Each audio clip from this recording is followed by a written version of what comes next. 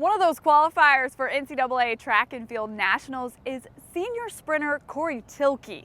Thieleke was an energetic spark plug on the Pilots basketball team for 4 seasons.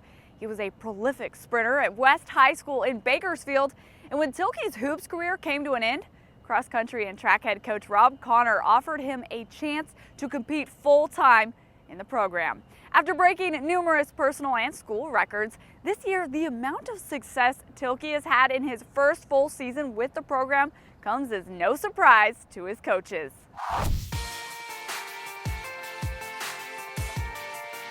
My grandpa put me in YMCA ball in 2nd grade. And then when I was doing track, I was just like a natural runner. I didn't have any technique, but I was just good at it. Just going to those big meets and winning those big meets was man, all these kids are going to college, and I was like, well, I can do that too.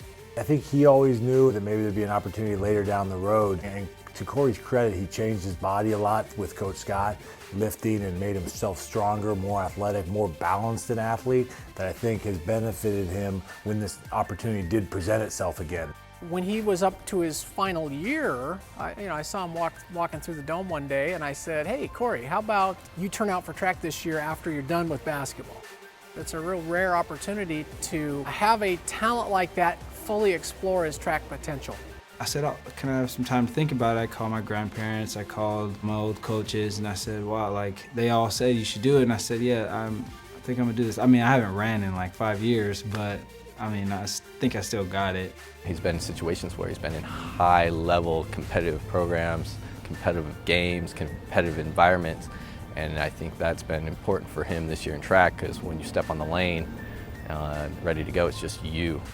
Coach Chad just working with me, being patient with me the whole time, and teaching me. It was like a learning experience every single day. I don't think the success was something that is a complete shock, and I think there's more potential for it.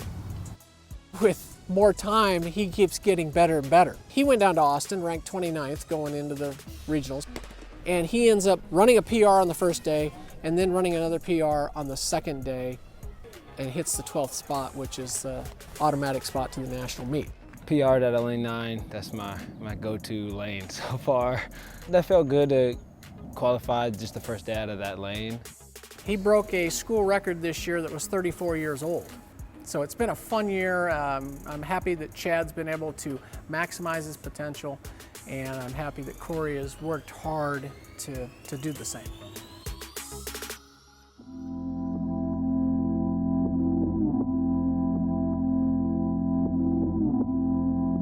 Portland is home because I spend more time here than I did at home in Bakersfield. Before my sophomore year, I went to Bakersfield, and we had 3 weeks off, and I was probably there 4 days. I had already seen a guy get killed getting off the bus right in front of me. And then we were at the park, and these guys were just getting in an argument, and they started shooting at each other, and then they started shooting towards us because we were there. I called coach. I was like, hey, I know I'm supposed to be here 3 weeks, but I gotta get back as soon as I can. And that's when I knew how strong the community here was, and the support system was just so great. He had some tough times here, but there was something about him that was really an inner voice that always told him the difference between good for him and bad for him. I never once had a conversation where, Korey, no, you've got to toe the line here, this is good for you.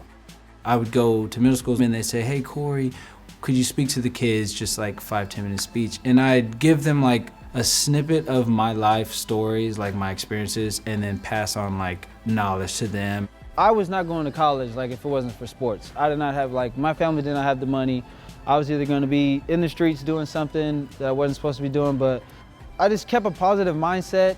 When he first stepped on campus, had a charisma, a spark in his eye that was always there, and you always recognized it, and you knew he could have an impact on people. He enjoyed people and had some energy. I just want to work with kids and youth, hopefully foster youth too, because I know how that goes and everything. I don't tell them, yeah, I did this and this and this, but I'd do say, hey, I graduated college, I was a two-sport athlete. You can do that too, as long as you keep your head right. I like doing that every day.